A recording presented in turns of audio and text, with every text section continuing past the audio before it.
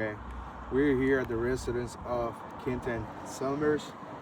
This is going to be a second repair attempt because the first one cut. So we're going to be attempting to repair this 3-tab shingle right here. Reason why I'm repairing this one is because I can't repair the one down there. It goes into the flashing. I'm going to be using a proper roofing snake tool to attempt this repair.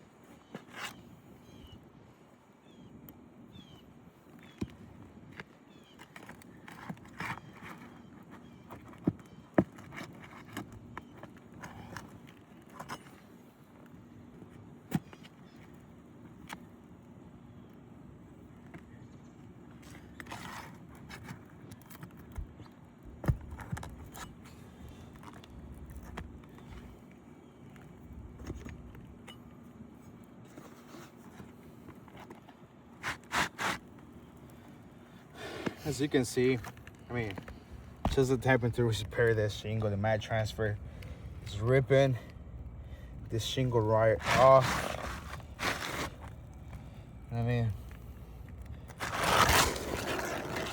Same back here. You can see the big chunks of mat transfer.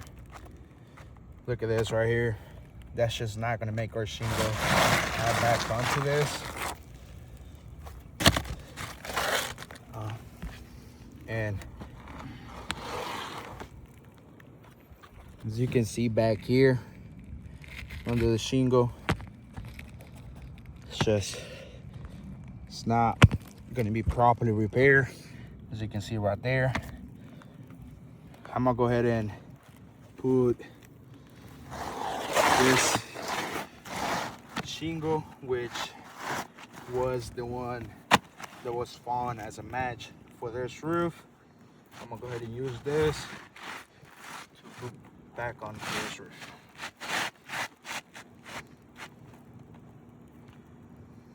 I mean,